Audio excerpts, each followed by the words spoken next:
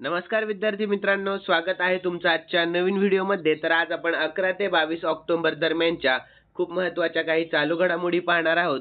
यामध्ये आपण एकूण 40 प्लस प्रश्न घेतलेले आहेत मित्रांनो, आणि आपण या प्रश्नांची स्पष्टीकरण देखील पाहण्याचा प्रयत्न केलेला आहे।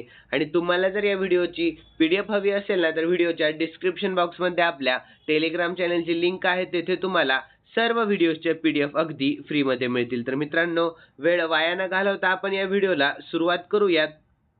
तर पहिला प्रश्न आहे, ज्येष्ठ उद्योगपती रतन टाटाजी यांचे निधन झाले, तर खालीलपैकी कोणता सन्मान रतन टाटाजी यांना देण्यात आलेला नाही? तर याचे योग्य उत्तर राहील मित्रांनो ऑप्शन ए, भारतरत्न हा सन्मान।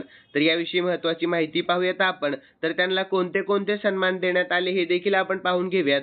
तर पद्मविभूषण भारताचा दुसरा सर्वोच्च नागरी पुरस्कार आहे, तो त्यांना 2008 मध्ये देण्यात आला, आणि पद्मभूषण भारताचा तिसरा सर्वोच्च नागरी पुरस्कार 2000 मध्ये त्यांना देण्यात आलेला आहे।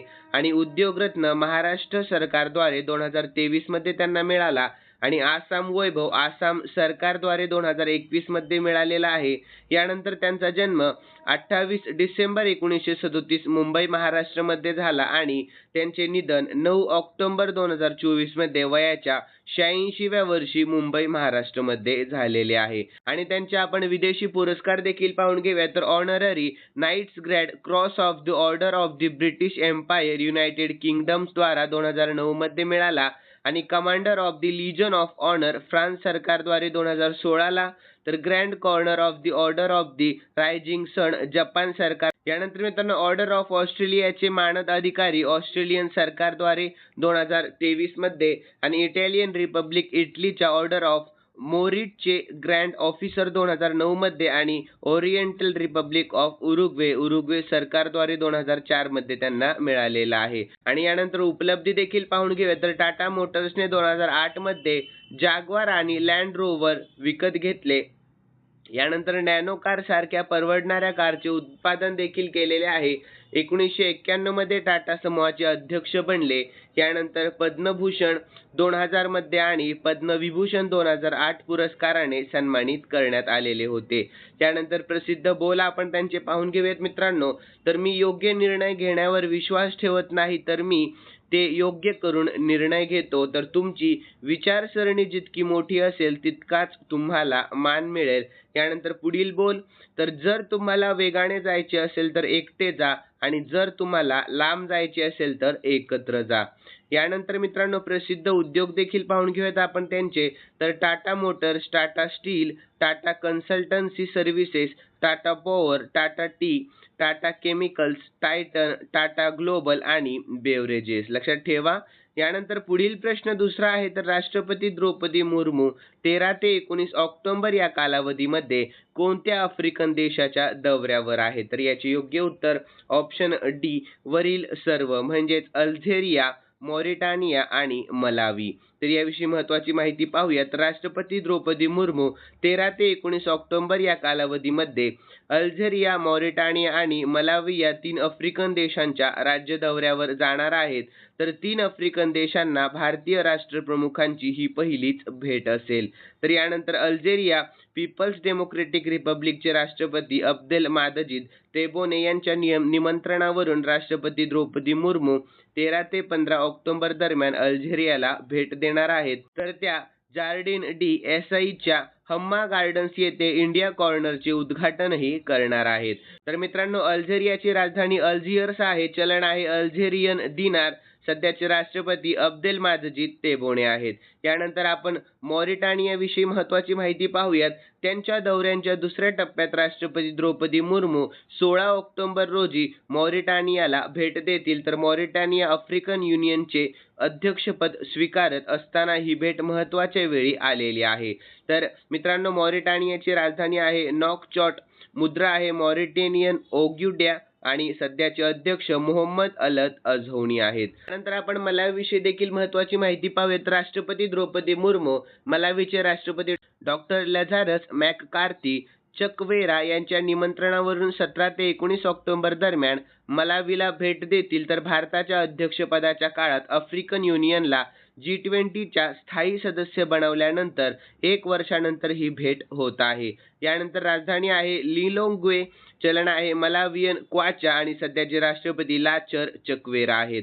यानंतर पुढील प्रश्न तिसरा, तर जागतिक कसोटी चॅम्पियनशिपमध्ये 5000 धावा पूर्ण करणारा जगातील पहिला फलंदाज कोण बनलेला आहे? तर याचे योग्य उत्तर ऑप्शन सी, जो रूट बनलेला आहे. कोण आहे? तर जो रूट आहे. तर याविषयी महत्त्वाची माहिती पाहूया. तर रूटने वर्ल्ड टेस्ट चॅम्पियनशिपमधील 59 सामन्यांच्या 107 डावांमध्ये 5000 धावांचा आकडा पार केलेला आहे. तर इंग्लिश फलंदाज जो रूट 33 हा वर्ल्ड टेस्ट चॅम्पियनशिप WTCमध्ये 5000 धावा पूर्ण करणारा जगातील पहिला फलंदाज ठरलेला आहे. यानंतर पुढील प्रश्न, तर 2024 साठी अर्थशास्त्रातील नोबेल पुरस्कार कोणाला देण्यात आलेला आहे? तर याचे योग्य उत्तर आहे ऑप्शन ए, डॅरोन एसेमोग्लू, सायमन जॉन्सन आणि जेम्स ए रॉबिन्सन यांना. म्हणजेच योग्य उत्तर ऑप्शन डी, वरील सर्वांना. तर याविषयी महत्त्वाची माहिती पाहूयात मित्रांनो. तर 3 प्राप्तकर्ते कोणत्या देशाचे आहेत? तर डॅरोन एसेमोग्लू हे तुर्की अमेरिकन अर्थशास्त्रज्ञ आहेत, सायमन जॉन्सन हे ब्रिटिश अमेरिकन अर्थशास्त्रज्ञ आहेत आणि जेम्स ए रॉबिन्सन ब्रिटनचे आहेत.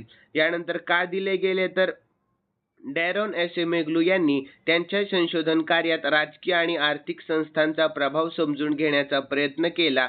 तर त्यांचे कार्य हे प्रतिबिंबित करते की संस्था विकास आणि समृद्धीवर कसा प्रभाव पाडतात.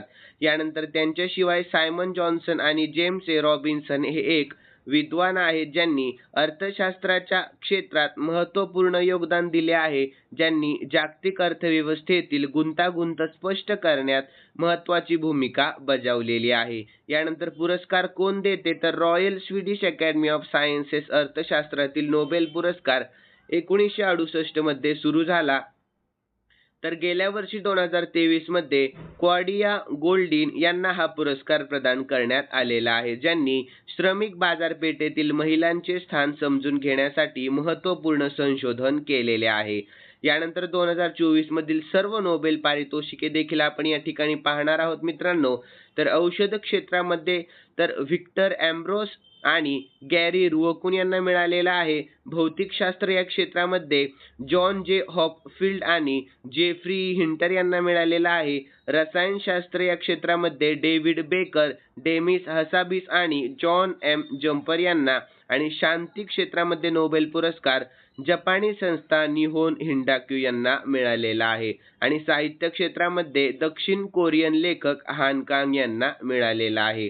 यानंतर पुढील प्रश्न पाहूयात. तर पंतप्रधान नरेंद्र मोदी यांना कोणत्या देशाच्या गार्ड ऑफ ऑनर्सने सन्मानित करण्यात आलेले आहे? तर याचे योग्य उत्तर आहे ऑप्शन ए, लाओसिया. तर याविषयी आपण महत्त्वाची माहिती पाहूया. तर लाओस भेटी दरम्यान पंतप्रधान मोदींना गार्ड ऑफ ऑनरने सन्मानित करण्यात आले. तर पंतप्रधान मोदी 21व्या आसियान भारत शिखर परिषदेसाठी आणि 19व्या पूर्व आशिया शिखर परिषदेसाठी लाओसला पोहोचले आहेत. तर भविष्यातील सहकार्य धोरणांवर लक्ष केंद्रित करून द्विपक्षीय संबंध वाढवणे आणि भारताच्या ॲक्ट ईस्ट पॉलिसीच्या 10व्या वर्धापन दिनाचे स्मरण करणे हे या भेटीचे उद्दिष्ट आहेत. तर लाओसविषयी आपण शॉर्टमध्ये महत्त्वाची माहिती जाणून घेऊयात. राजधानी आहे व्हिएन्टियाने, चलन आहे कीप आणि सध्याचे राष्ट्रपती थॅमलॉन सिसोलित आहेत. यानंतर पुढील प्रश्न, तर माइंडफुलनेस इंडिया समिटची 3री आवृत्ती 17 ते 18 ऑक्टोबर रोजी कोठे होणार आहे? तर याचे योग्य उत्तर ऑप्शन बी, मुंबई, महाराष्ट्रमध्ये. लक्षात ठेवा. तर याविषयी महत्त्वाची माहिती, तर वार्षिक माइंडफुलनेस इंडिया समिटची 3री आवृत्ती मुंबईत 17 ते 18 ऑक्टोबर रोजी झाली. तर निरोगी आणि सहानुभूतीपूर्ण कामाचे वातावरण तयार करण्यासाठी आवश्यक धोरणे प्रदान करणे हे त्याचे मुख्य उद्दिष्ट आहेत. तर महाराष्ट्राविषयी आपण शॉर्टमध्ये महत्त्वाची माहिती पाहूयात मित्रांनो. महाराष्ट्राचे सध्याचे मुख्यमंत्री एकनाथ शिंदे राजधानी मुंबई आणि राज्यपाल CP राधाकृष्णन आहेत सध्याचे. यानंतर राष्ट्रीय उद्याने, तर संजय गांधी राष्ट्रीय उद्यान, नावेगाव राष्ट्रीय उद्यान, पेंच राष्ट्रीय उद्यान. यानंतर महाराष्ट्राविषयी आपण शॉर्टमध्ये चालू घडामोडी देखील पाहून घेऊयात. तर भारताच्या GDP मध्ये हे राज्य सर्वात मोठे योगदान देणारे ठरलेले आहे आणि नाशिकमध्ये आदिवासी विद्यापीठ स्थापन करण्याची घोषणा देखील करण्यात आलेली आहे आणि भारतातील सर्वात मोठ्या खोल पाण्याच्या वाधवण बंदराचे महाराष्ट्रात उद्घाटन झालेले आहे. यानंतर राष्ट्रपती द्रौपदी मुर्मू यांनी महाराष्ट्रातील विश्वशांती बुद्ध विहाराचे उद्घाटन देखील केले, तर सुजाता सौनिक या महाराष्ट्राच्या पहिल्या महिला मुख्य सचिव बनलेल्या आहेत. यानंतर महाराष्ट्र हे FDI मिळविणारे सर्वात मोठे राज्य आहे. तर मित्रांनो, खूप महत्त्वाची माहिती आहे महाराष्ट्राविषयी, खूप लक्ष देऊन ऐकण्याचा प्रयत्न करा मित्रांनो. यानंतर इतर काही चालू घडामोडी देखील पाहून घेऊयात आपण. तर महाराष्ट्राने देशी गायींना राजमाता ही पदवी दिलेली आहे. अशी उपाधी कोणत्याही प्राण्याला देण्याची ही पहिलीच वेळ आहे. यानंतर केंद्रीय रस्ते वाहतूक आणि महामार्ग मंत्री नितीन गडकरी यांनी महाराष्ट्रातील नागपूर येथे नागपूर हैदराबाद राष्ट्रीय महामार्ग 44 वर ऑक्सिजन बर्ड पार्क म्हणजेच अमृत महोत्सव पार्कचे उद्घाटन केलेले आहे. यानंतर पंतप्रधान नरेंद्र मोदी यांनी अमरावती महाराष्ट्र येथे PM mega integrated textile region and apparel PM Mitra पार्कची पायाभरणी केली. यानंतर पंतप्रधान मोदींनी महाराष्ट्र सरकारच्या आचार्य चाणक्य कौशल्य विकास केंद्र योजनेचा शुभारंभ केलेला आहे. यानंतर पंतप्रधान मोदींनी पुण्यश्लोक अहिल्यादेवी होळकर महिला स्टार्टअप योजना लॉन्च केली.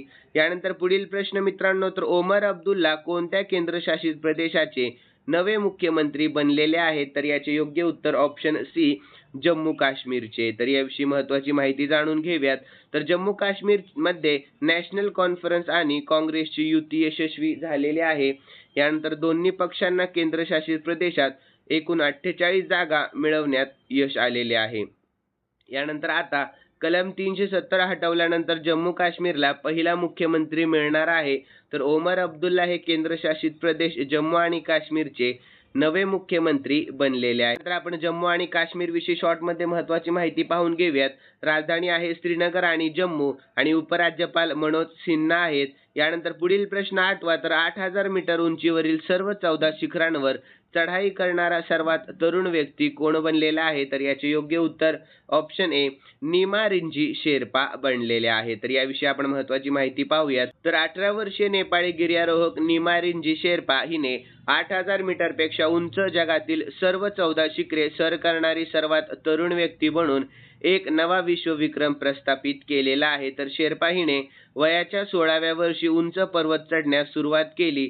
तर त्यांनी 740 दिवसांत सर्व 8000 पर्वते चढले आहेत. यानंतर पुढील प्रश्न, तर टाटा ट्रस्टचे नवीन अध्यक्ष म्हणून कोणाची नियुक्ती करण्यात आली? तर योग्य उत्तर नोएल टाटा यांची नियुक्ती करण्यात आलेली आहे. तर याविषयी आपण महत्त्वाची माहिती पाहूयात. तर टाटा समूहाची परोपकारी शाखा असलेल्या टाटा ट्रस्टच्या अध्यक्षपदी नोएल टाटा यांची एकमताने नियुक्ती करण्यात आली. तर वयाच्या 86व्या वर्षी रतन टाटा यांच्या निधनानंतर बोर्डाच्या बैठकीत हा निर्णय घेण्यात आलेला आहे.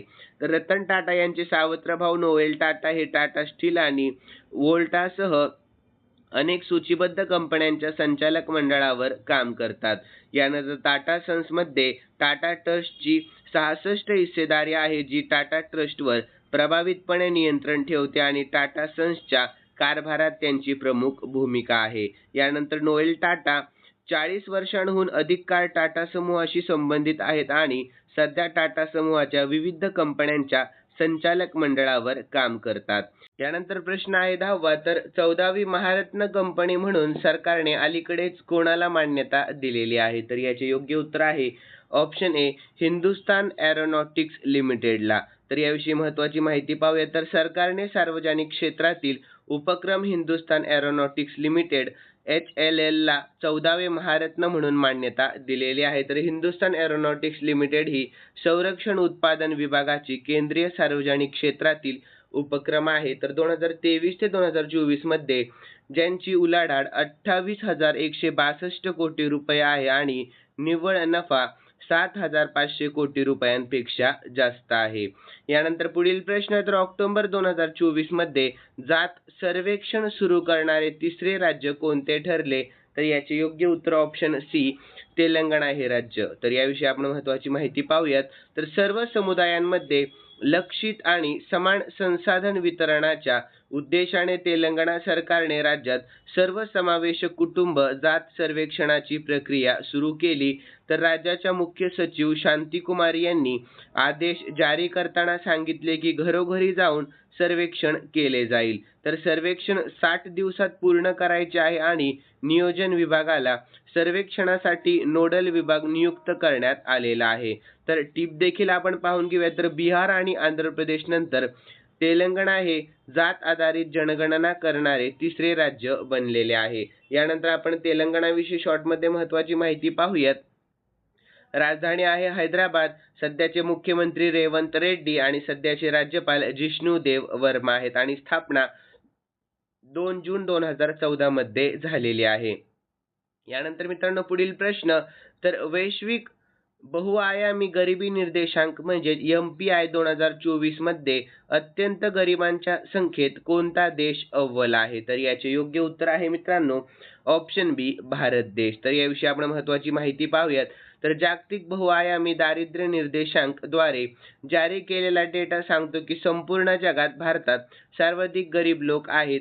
तर जागतिक बहुआयामी गरिबी निर्देशांक अहवाल संयुक्त राष्ट्र विकास कार्यक्रम आणि ऑक्सफर्ड गरिबी आणि मानव विकास उपक्रम या 2 संस्थांनी संयुक्तपणे प्रकाशित केलेला आहे. यानंतर अव्वल 5 गरीब देश पाहून घेऊयात आपण. 1 नंबरला आहे भारत, 2 नंबरला पाकिस्तान, 3 नंबरला इथिओपिया आणि 4 नंबरला नायजेरिया आणि 5 नंबरला आहे काँगोचे लोकशाही प्रजासत्ताक. यानंतर मित्रांनो पुढील प्रश्न, तर ऑक्टोबर 2024 मध्ये शतकातील सर्वात धोकादायक वादळ मिल्टन कोणत्या देशात धडकले आहे? तर याचे योग्य उत्तर आहे ऑप्शन डी अमेरिका या देशामध्ये. तर याविषयी महत्त्वाची माहिती पाहूयात. तर मिल्टन चक्रीवादळ अमेरिकाच्या फ्लोरिडा राज्यातील सिएस्टा आणि शहराच्या किनारपट्टीवर धडकलेले आहे. तर त्यामुळे सेंट पीटर्सबर्ग फ्लोरिडा येथे गेल्या 1000 वर्षापेक्षा सर्वाधिक पाऊस झालेला आहे. तर फ्लोरिडाला धडकणारे मिल्टन हे वर्षातील तिसरे चक्रीवादळ आहे. सिएस्टा कीमध्ये लँडफॉल करण्यापूर्वी हे श्रेणी 5 चक्रीवादळ होते, तर प्रभावाच्या वेळी ते श्रेणी 3 बनले आणि आता त्याला श्रेणी 2 वादळ घोषित करण्यात आलेले आहे. यानंतर चक्रीवादळामुळे फ्लोरिडातील अनेक शहरांमध्ये ताशी 193 किलोमीटर वेगाने वारे वाहत आहेत आणि अमेरिकन मीडिया हाऊस CNNच्या मते फ्लोरिडातील सुमारे 1 दशलक्ष लोकांच्या घरात वीज देखील नाही. यानंतर मित्रांनो पुढील प्रश्न, तर पार्थ प्रतिमा सेनगुप्ता यांची कोणत्या बँकेचे MD आणि CEO म्हणून नियुक्ती करण्यात आलेली आहे? तर याचे योग्य उत्तर ऑप्शन डी बंधन बँक. लक्षात ठेवा काय, तर बंधन बँक. तर याविषयी आपण महत्त्वाची माहिती पाहूया. तर भारतीय रिझर्व्ह बँक म्हणजेच RBIने पार्थ प्रतिमा सेनगुप्ता यांना 3 वर्षाच्या कालावधीसाठी बंधन बँकेचे व्यवस्थापकीय संचालक आणि मुख्य कार्यकारी अधिकारी म्हणजेच MD आणि CEO म्हणून मान्यता दिलेली आहे. तर ते संस्थापक MD आणि CEO चंद्रशेखर घोष यांची जागा घेणार आहेत, ज्यांनी 9 जुलै 2024 रोजी राजीनामा दिलेला होता. तर बंधन बँकेविषयी आपण शॉर्टमध्ये महत्त्वाची माहिती पाहून घेऊयात मित्रांनो. स्थापना 2001 मध्ये झाली. मुख्यालय कोलकाता आहे आणि सध्याचे संस्थापक आहेत चंद्रशेखर घोष. यानंतर पुढील प्रश्न पाहूया. तर महाराष्ट्र राज्य कौशल्य विद्यापीठाचे नाव कोणाच्या नावावर ठेवण्यात आलेले आहे? तर याचे योग्य उत्तर आहे ऑप्शन बी रतन टाटा यांच्या नावावर ठेवण्यात आलेले आहे. तर याविषयी आपण महत्त्वाची माहिती पाहूयात. तर 14 ऑक्टोबर रोजी महाराष्ट्र शासनाने महाराष्ट्र राज्य कौशल्य विद्यापीठाचे नाव बदलून रतन टाटा महाराष्ट्र राज्य कौशल्य विद्यापीठ असे केलेले आहे. तर टाटा समूहाचे अध्यक्ष रतन टाटा यांचे 9 ऑक्टोबर रोजी निधन झाले. तर पद्मविभूषण रतन टाटा यांच्या स्मरणार्थ महाराष्ट्र सरकारने विद्यापीठाचे नामकरण केलेले आहे. यानंतर महाराष्ट्र राज्य कौशल्य विद्यापीठात विद्यार्थ्यांना रोजगारासाठी कौशल्य विकासाचे अभ्यासक्रम दिले जातात. 17 एकरांमध्ये पसरलेले हे विद्यापीठ महाराष्ट्रातील पनवेल येथे आहे. हे महाराष्ट्रातील पहिले राज्य कौशल्य विद्यापीठ आहे. यानंतर पुढील प्रश्न आहे. तर केंद्राने कोणत्या राज्य किंवा केंद्रशासित प्रदेशातून राष्ट्रपती राजवट हटवलेली आहे? तर याचे योग्य उत्तर आहे ऑप्शन ए जम्मू काश्मीर या. तर याविषयी महत्त्वाची माहिती पाहूयात. केंद्राने जम्मू काश्मीरमधील राष्ट्रपती राजवट हटवलेली आहे. तर नॅशनल कॉन्फरन्सचे उपाध्यक्ष ओमर अब्दुल्ला यांनी नवीन सरकार स्थापन करण्यासाठी बहुमताचा दावा केलेला आहे. तर नॅशनल कॉन्फरन्स काँग्रेस आघाडीचे विधानसभा निवडणुकीत विजय मिळवलेला आहे. तर 2019 मध्ये कलम 370 आणि 35A रद्द केल्यानंतर आणि ओमर अब्दुल्ला यांची मुख्यमंत्री म्हणून दुसरी टर्म झाल्यानंतर जम्मू आणि काश्मीरमधील हे पहिले निवडून आलेले सरकार आहे. तर जम्मू आणि काश्मीरविषयी शॉर्टमध्ये महत्त्वाची माहिती: राजधानी श्रीनगर आणि जम्मू आणि उपराज्यपाल मनोज सिन्हा आहेत. यानंतर मित्रांनो पुढील प्रश्न: तर भारतीय तटरक्षक दलाचे नवीन प्रमुख म्हणून कोणाची नियुक्ती करण्यात आलेली आहे? याचे योग्य उत्तर ऑप्शन बी एस परमेश शिवमणी यांची नियुक्ती करण्यात आलेली आहे. तर याविषयी महत्त्वाची माहिती पाहूयात. केंद्राने अतिरिक्त महासंचालक एस भारतीय तटरक्षक दलाचे नवे प्रमुख म्हणून परमेश यांची नियुक्ती करण्यात आलेली आहे. तर माजी महासंचालक राकेश पाल यांच्या निधनानंतर परमेश हे पद स्वीकारणार आहेत. यानंतर भारतीय तटरक्षक दल विषयी आपण महत्त्वाची माहिती पाहूयात. मुख्यालय नवी दिल्लीमध्ये आहे. स्थापना 1 फेब्रुवारी 1977 मध्ये झाला आणि भारतीय तटरक्षक दलाला ICG असे म्हटले जाते, लक्षात ठेवा, शॉर्ट फॉर्म आहे.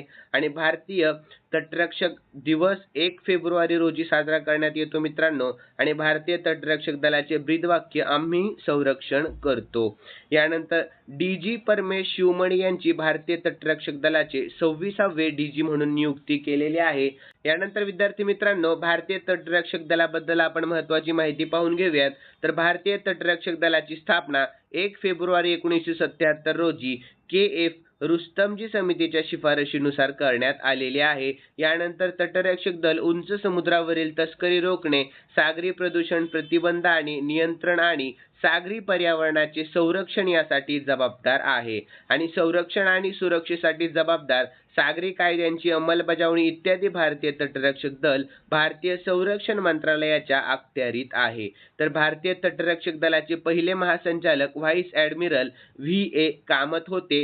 यानंतर पुढील प्रश्न आहे 18वा. तर नौदलात वैद्यकीय सेवा महासंचालक म्हणजेच DGMS पद कोणी भूषवले होते? तर याचे योग्य उत्तर आहे ऑप्शन सी कविता सहाय यांनी. तर याविषयी महत्त्वाची माहिती पाहूया. तर सर्जन व्हाईस ॲडमिरल कविता सहाय यांनी नौदलात वैद्यकीय सेवा महासंचालक म्हणजेच DGMS म्हणून पदभार स्वीकारला. तर याआधी सहाय लष्कराच्या मेडिकल कॉर्प्समध्ये कर्नल कमांड्स पदावर पोहोचणाऱ्या पहिल्या महिला अधिकारी ठरलेल्या होत्या. यानंतर कविता सहाय यांना 2024 मध्ये सेना पदक आणि 2018 मध्ये विशिष्ट सेवा पदाने सन्मानित करण्यात आलेले आहे. यानंतर पुढील प्रश्न: तर राष्ट्रपती द्रौपदी मुर्मू यांना कोणत्या देशात मानद डॉक्टरेट पदवी प्रदान करण्यात आलेली आहे? तर मित्रांनो महत्त्वाचा प्रश्न आहे, प्रश्नाकडे लक्ष द्या. तर याचे योग्य उत्तर आहे ऑप्शन ए अल्झेरिया. या कोणत्या? तर अल्झेरिया. तर याविषयी आपण महत्त्वाची माहिती पाहूया. तर राष्ट्रपती द्रौपदी मुर्मू यांना अल्झेरियाची राजधानी अल्जियर्स येथील सीदी अब्देल्लाह विज्ञान आणि तंत्रज्ञान विद्यापीठाकडून राज्यशास्त्रातील मानद डॉक्टरेट प्रदान करण्यात आलेली आहे. तर अल्झेरियाचे उच्च शिक्षण आणि वैज्ञानिक संशोधन मंत्री कमल बद्दरी यांनी डॉक्टरेट पदवी प्रदान केलेली आहे. यानंतर अल्झेरियाविषयी आपण शॉर्टमध्ये महत्त्वाची माहिती पाहून घेऊयात. राजधानी आहे अल्जियर्स. यानंतर चलन आहे दिनार आणि सध्याचे अध्यक्ष अब्देलमाजिद तेबोने आहेत. यानंतर पुढील प्रश्न: तर देशातील पहिले हिंदी साहित्य संग्रहालय कोणत्या शहरात स्थापन केले जाईल? तर याचे योग्य उत्तर ऑप्शन सी वाराणसी या शहरामध्ये. तर याविषयी महत्त्वाची माहिती पाहूयात. वाराणसीमध्ये हिंदी साहित्याचे देशातील पहिले भाषा संग्रहालय बांधले जाणार आहे. तर हिंदी साहित्याशी निगडीत व्यक्तिमत्त्वाचे दालन आणि त्यांचे पुतळेही संग्रहालयात लावण्यात आलेले आहेत. यानंतर वाराणसीच्या स्टेट हिंदी इन्स्टिट्यूटमध्ये 25 कोटी रुपये खर्चून हे संग्रहालय बांधले जाणार आहे. यानंतर मित्रांनो आपण भारतातील प्रमुख संग्रहालय देखील पाहून घेऊयात. तर वैदिक 3D संग्रहालय वाराणसी, बंजारा विरासत संग्रहालय महाराष्ट्रामध्ये वासिम या ठिकाणी, भारतातील पहिले सागरी संग्रहालय लोथल गुजरात या ठिकाणी, भारताचे पहिले संविधान संग्रहालय हरियाणा, भारतातील पहिले चंदन संग्रहालय कर्नाटक. यानंतर मित्रांनो भारतातील पहिले रेल्वे संग्रहालय दिल्लीमध्ये आहे, हेही लक्षात ठेवा. यानंतर पुढील प्रश्न: तर कोणत्या शहराला सार्वभौम संपत्ती निधीच्या बाबतीत जगातील सर्वात श्रीमंत शहर म्हणून घोषित करण्यात आलेले आहे? तर याचे योग्य उत्तर ऑप्शन सी अबुधाबी या शहराला. कोणत्या शहराला? अबुधाबी या. तर अबुधाबीला सार्वभौम संपत्ती निधीच्या बाबतीत जगातील सर्वात श्रीमंत देश घोषित करण्यात आलेले आहे, ज्याचे अंदाजे भांडवल $1.7 ट्रिलियन आहे. तर त्या पाठोपाठ ओस्लो, बीजिंग, सिंगापूर, रियाद आणि हाँगकाँगचा क्रमांक लागतो. यानंतर 1950च्या दशकात अबुधाबीमध्ये तेलाचा शोध लागलेला आहे आणि अबुधाबी हे जगातील सर्वोच्च ऊर्जा उत्पादन देशांपैकी एक आहे, जे UAEचे 95% तेल आणि 92% वायूचे मालक आहेत. यानंतर जगात प्रथम देखील आपण पाहून घेऊया, तर जगातील सर्वात महाग शहर हाँगकाँग आहे. प्राईम लोकेशनच्या दृष्टीने जगातील सर्वात महागडे शहर आहे मनिला आणि जगातील सर्वात राहण्यायोग्य शहर आहे व्हिएन्ना. जगातील सर्वाधिक रहदारी लंडन आहे. जगातील पहिले ट्रॅफिक लाईट मुक्त शहर थिंको आहे आणि जगातील सर्वात शांत देश आहे आइसलँड. आणि मित्रांनो, जगातील सर्वात आनंदी देश आहे फिनलंड. यानंतर पुढील प्रश्न, तर फ्लाइंग फेस्टिवल कोणत्या राज्यात सुरू झालेला आहे? तर याचे योग्य उत्तर आहे ऑप्शन ए, हिमाचल प्रदेशामध्ये. कोणत्या? तर हिमाचल प्रदेशामध्ये. तर याविषयी आपण महत्त्वाची माहिती पाहूया. तर फ्लाइंग फेस्टिवल 16 ऑक्टोबर पासून हिमाचल प्रदेशातील जंगा शिमला येथे सुरू झाला. तर राज्यपाल शिवप्रताप शुक्ला यांच्या हस्ते या 4 दिवसीय स्पर्धेचे उद्घाटन करण्यात आलेले आहे. तर हिमाचल प्रदेशाविषयी देखील आपण शॉर्टमध्ये महत्त्वाची माहिती पाहून घेऊयात. राजधानी आहे शिमला आणि धर्मशाळा. यानंतर मुख्यमंत्री सुखविंदर सिंग सुखू आहेत आणि राज्यपाल आहेत शिवप्रताप शुक्ला. यानंतर मित्रांनो, ते पुढील प्रश्न आहे, कास्ट सर्वे सुरू करणारे तेलंगणा राज्य कितवे बनलेले आहे? तर याचे योग्य उत्तर आहे ऑप्शन सी, तिसरे बनलेले आहे, तृतीय. ठीक आहे, लक्षात ठेवा. तर याविषयी आपण महत्त्वाची माहिती पाहून घेऊया. तर तेलंगणा सरकारने राज्यव्यापी कौटुंबिक जात जनगणना सुरू केलेली आहे. तर परिणामी जात आधारित जनगणना करणारे तेलंगणा हे आंध्र प्रदेश आणि बिहार नंतरचे तिसरे राज्य असेल. तर या जाती जनगणनेचे उद्दिष्ट देखील आपण पाहून घेऊयात मित्रांनो.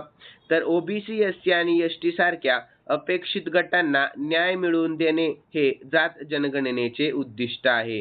यानंतर तेलंगणाविषयी आपण शॉर्टमध्ये महत्त्वाची माहिती पाहूयात. राजधानी हैदराबाद आहे. मुख्यमंत्री रेवंत रेड्डी, राज्यपाल जिष्णुदेव वर्मा आहेत. यानंतर पुढील प्रश्न, तर अर्जुन वाजपेयी शीशपंगमा पर्वतावर चढणारे पहिले भारतीय ठरले. तर हा डोंगर कोणत्या ठिकाणी आहे? तर याचे योग्य उत्तर आहे ऑप्शन डी, तिबेट या ठिकाणी आहे. कोणत्या ठिकाणी? तिबेट या. तर याविषयी आपण महत्त्वाची माहिती पाहूयात. तर 2024 रोजी अर्जुन वाजपेयी यांनी शीशपांगमा पर्वतावर चढाई केली आणि 8000 मीटरपेक्षा जास्त उंच शिखराची 8वी यशस्वी चढाई पूर्ण केलेली आहे. तर शीशपांगमा पर्वत दक्षिण मध्य तिबेटमध्ये आहे. नेपाळ सीमेपासून ते 5 किलोमीटर अंतरावर देखील आहे. यानंतर ही हिमालयातील जुगल हिमालयामध्ये वसलेले आहे. तर शीशपंगमा पर्वताला गोसाईथान असेही म्हणतात. हे जगातील 14वे सर्वोच्च शिखर आहे. त्याची उंची 8027 मीटर आहे. लक्षात ठेवा मित्रांनो. यानंतर पुढील प्रश्न 25वा, तर मिस इंडिया 2024चा खिताब कोणी जिंकलेला आहे? तर याचे योग्य उत्तर आहे ऑप्शन ए, निकिता पोरवाल यांनी जिंकलेला आहे. तर याविषयी आपण महत्त्वाची माहिती पाहूयात. तर उज्जैन मध्य प्रदेश येथील रहिवासी निकिता पोरवाल हिने फेमिना मिस इंडिया 2024चे विजेतेपद पटकावलेले आहे. तर आता निकिता मिस वर्ल्ड स्पर्धेत देशाचे प्रतिनिधित्व करणार आहे.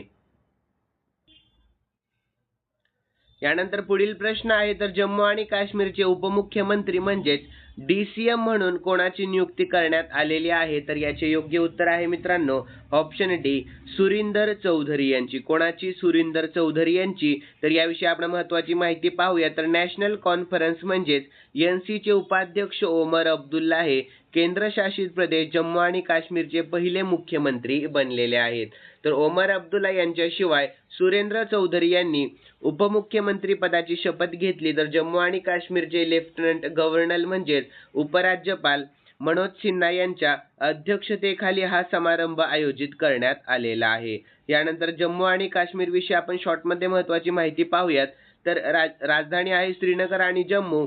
उपराज्यपाल आहेत मनोज सिन्हा. यानंतर मित्रांनो पुढील प्रश्न आहे, 2025 मध्ये पहिला खो खो विश्वचषक कोणता देश आयोजित करेल? तर याचे योग्य उत्तर आहे ऑप्शन बी, आपला भारत देश करणार आहे. तर याविषयी आपण महत्त्वाची माहिती पाहून घेऊयात. तर खो खो विश्वचषकाचे यजमानपद दिल्ली 2025 मध्ये प्रथमच भारतात होणार आहे. यानंतर भारतातील सर्वात जुन्या खेळांपैकी एक असलेला खो खोच्या या विश्वचषक स्पर्धेचे उद्घाटन 13 ते 19 जानेवारी 2025 दरम्यान नवी दिल्ली येथे होणार आहे. यानंतर पुढील प्रश्न, तर सर्वोच्च न्यायालयाने नवीन न्यायदेवता पुतळ्याचे अनावरण केले तर त्यात कोणते बदल केलेले आहे? तर याचे योग्य उत्तर आहे ऑप्शन डी, ए व बी दोन्ही. म्हणजेच डोळ्याची पट्टी काढली आणि तलवारीच्या जागी संविधान ठेवण्यात आलेले आहे. म्हणजेच योग्य उत्तर ऑप्शन डी, ए व बी दोन्ही. तर याविषयी महत्त्वाची माहिती पाहूयात.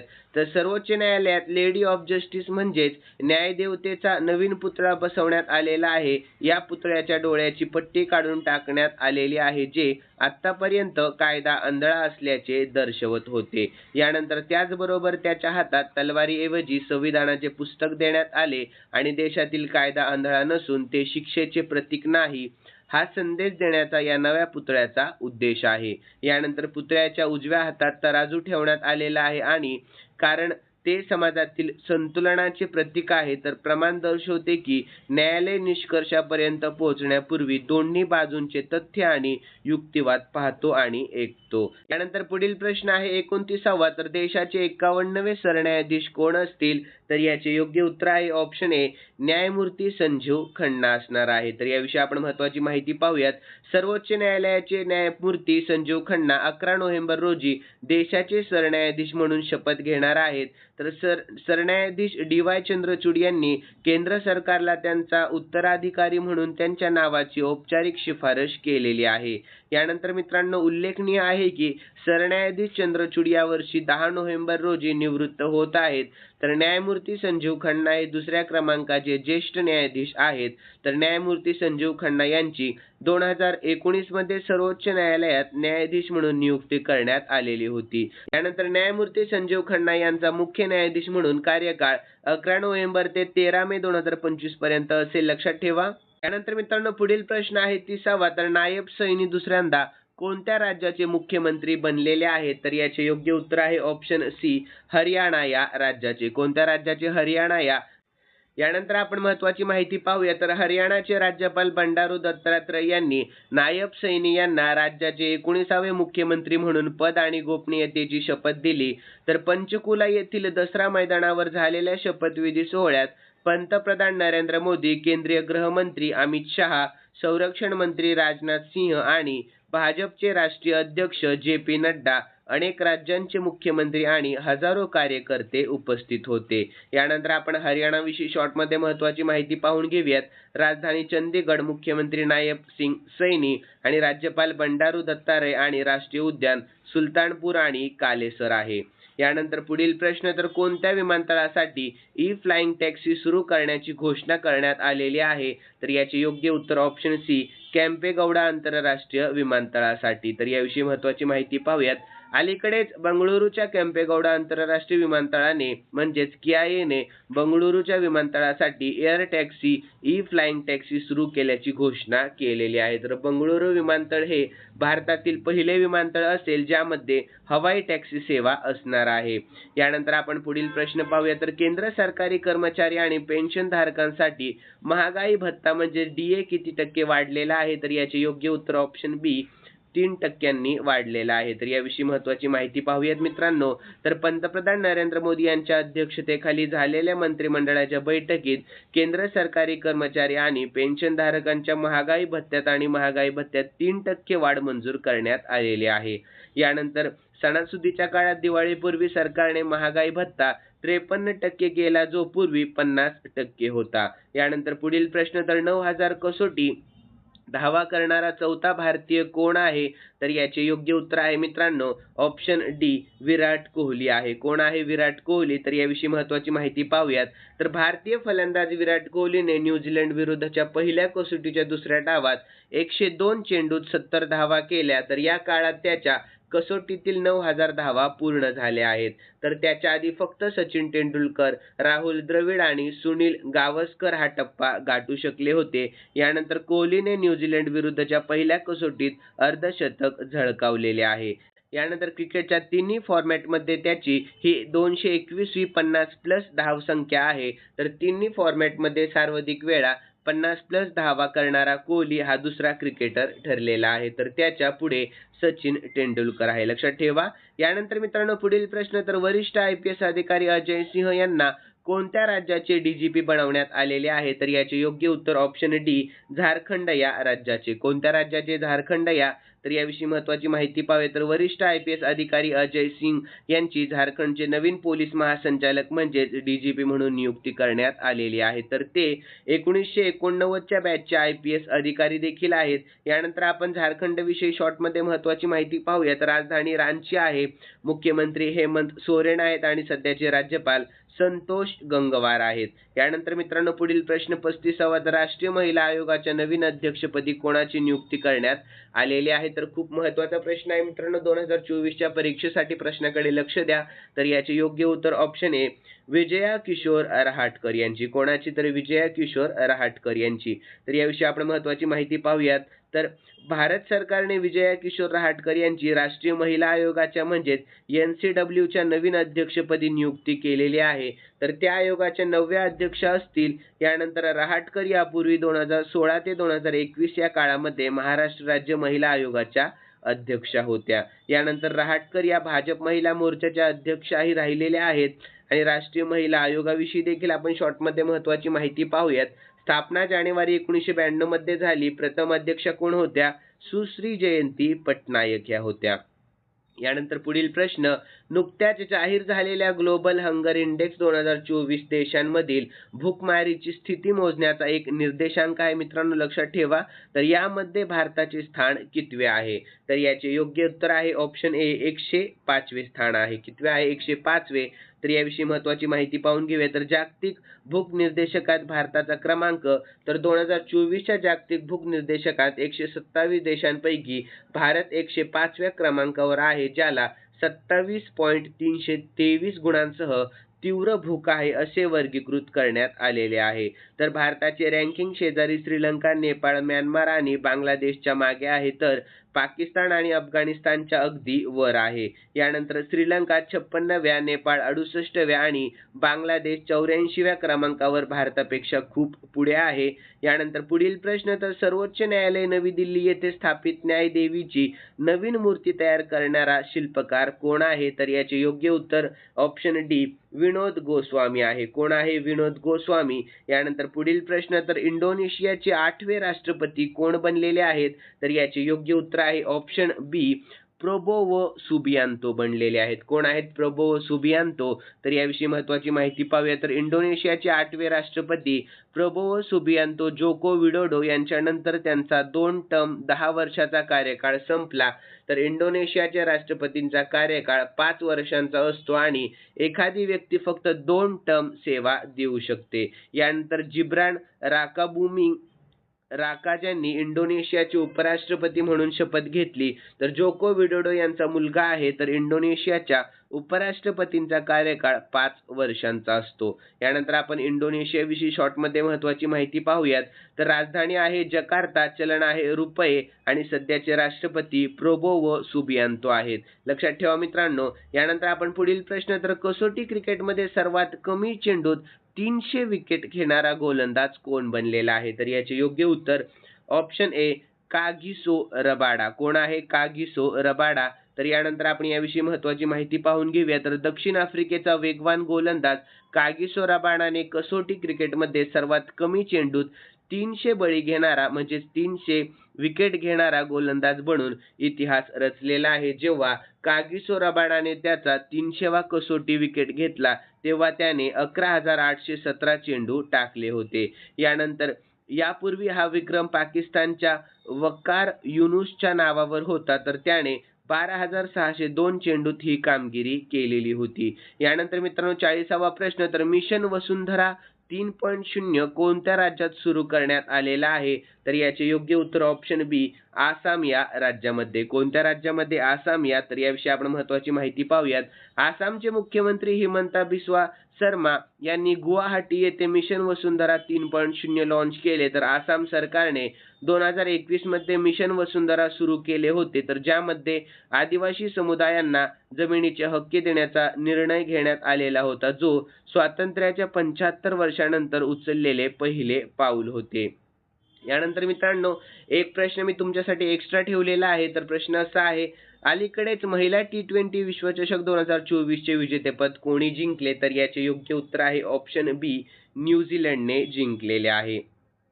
तर याविषयी आपण महत्त्वाची माहिती जाणून घेऊया. तर न्यूझीलंड महिला क्रिकेट संघाने 20 ऑक्टोबर 2024 रोजी दुबई आंतरराष्ट्रीय क्रिकेट स्टेडियमवर खेळलेल्या गेलेल्या अंतिम सामन्यात दक्षिण आफ्रिकेचा पराभव करून पहिला T20 विश्वचषक जिंकला. तर या विश्वचषकातील 10 संघ भारत, पाकिस्तान, ऑस्ट्रेलिया, न्यूझीलंड, श्रीलंका, बांगलादेश हे होते.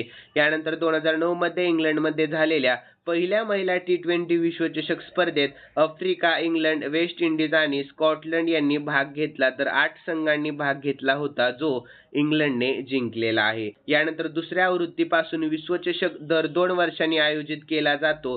तर 2014 मधील चौथ्या आवृत्तीपासून विश्वचषक स्पर्धेत सहभागी होणाऱ्या संघाची संख्या 10 झाली आहे. यानंतर 6 विजेतेपद जिंकणारा ऑस्ट्रेलिया सर्वात यशस्वी संघ आहे. यानंतर 9वा ICC महिला T20 विश्वचषक 2024 विषयी आपण महत्त्वाची माहिती पाहूयात मित्रांनो. तर आयोजन स्थळ 3 ते 20 ऑक्टोबर संयुक्त अरब अमिरातीमध्ये आवृत्ती 9वी होती. विजेता न्यूझीलंड आणि पहिले विजेतेपद आहे हेही लक्षात ठेवा. आणि उपविजेता दक्षिण आफ्रिका आहे. आणि प्लेयर ऑफ द सिरीज आणि player of the match Amelia Kerr New Zealand आहे, लक्षात ठेवा. यानंतर मित्रांनो, सर्वाधिक धावा तर लॉरा बोलवत आणि सर्वाधिक विकेट अमेलिया केर. आणि पहिली आवृत्ती 2009 मध्ये विजेता होता इंग्लंड आणि सर्वात यशस्वी संघ ऑस्ट्रेलिया आहे. आणि मित्रांनो, खालील प्रश्न मी स्पेशली तुमच्यासाठी ठेवलेला आहे आणि हा प्रश्न आपण या 10 ते 12 दिवसांमध्ये देखील पाहिला होता आणि या व्हिडिओमध्ये देखील आपण पाहिलेला आहे. तर प्रश्न असा आहे, 2025 मध्ये पहिला खो खो विश्वचषक कोणता देश आयोजित करेल? तर याचे योग्य उत्तर तुम्हाला आपल्या कमेंट बॉक्समध्ये सांगण्याचा प्रयत्न करायचा आहे मित्रांनो. ज्यांना उत्तर येत असेल त्यांनी प्लीज कमेंट बॉक्समध्ये उत्तर सांगण्याचा प्रयत्न करा. आणि जर तुम्हाला आजचा व्हिडिओ आवडलेला असेल तर नक्कीच या व्हिडिओला लाईक करा आणि सबस्क्राईब करायला अजिबात विसरू नका. तर चला मित्रांनो, भेटूयात नवीन व्हिडिओमध्ये. धन्यवाद.